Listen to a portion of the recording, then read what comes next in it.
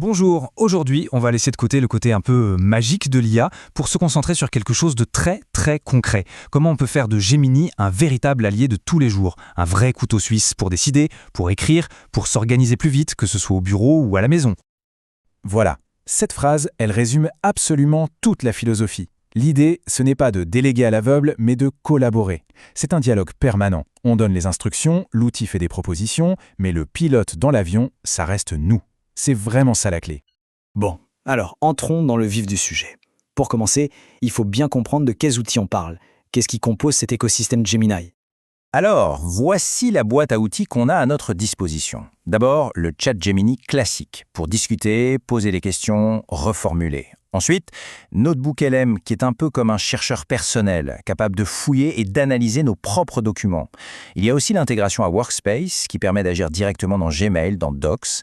Et puis, pour la partie un peu plus créative, les outils d'imagerie qui permettent de générer des visuels assez simplement. C'est vraiment la combinaison de tout ça qui rend le système si puissant. Ok, maintenant, voyons comment tout ça s'articule dans un scénario bien concret. On va commencer par le début d'une journée de travail typique. On connaît tous ça. On arrive le matin face à une montagne de tâches. Par où commencer? Eh bien, au lieu de subir, on peut demander à Gemini de nous aider à distiller tout ça en 3 objectifs clairs. Et l'astuce qui est géniale ici, c'est de demander la première étape de 30 minutes. Ça rend le démarrage tout de suite beaucoup moins intimidant. Et pour le fameux syndrome de la page blanche, l'approche la plus efficace, c'est de ne pas tout demander d'un seul coup. On demande d'abord un plan, puis juste après, l'introduction. En faisant ça, on obtient une structure solide pour démarrer, et hop, la machine est lancée.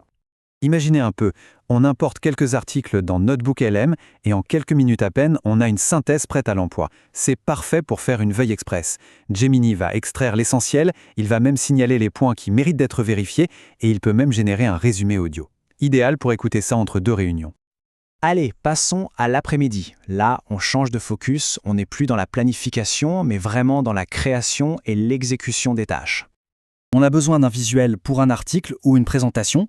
L'outil de génération d'images peut s'en charger quasi instantanément. Plus besoin d'être photographe, un simple prompt, une bonne description, et ça suffit pour obtenir une image propre et professionnelle.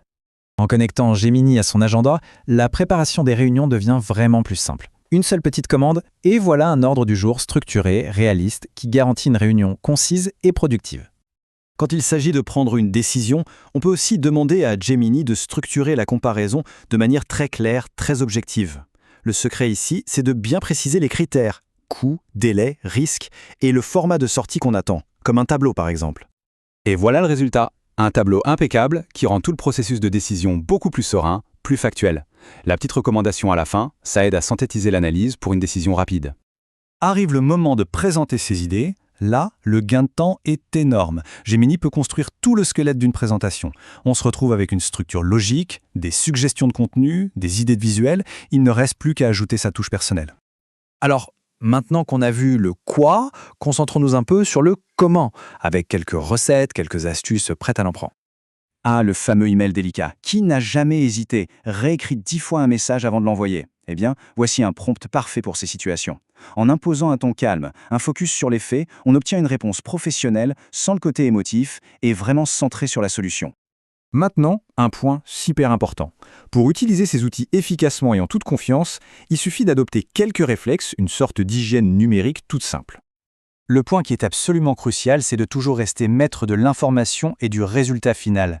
On ne partage que le strict nécessaire, on pense à gérer son historique et surtout, l'œil humain reste le validateur ultime. Ça, c'est non négociable. Et voici un petit cadre de validation tout simple mais très puissant pour n'importe quel contenu généré. Juste 4 lettres à retenir, ECPA. Est-ce que c'est exact? Est-ce que c'est clair? Est-ce que c'est pertinent? Et enfin, est-ce que c'est actionnable? C'est un réflexe super rapide à prendre pour garantir un travail de qualité.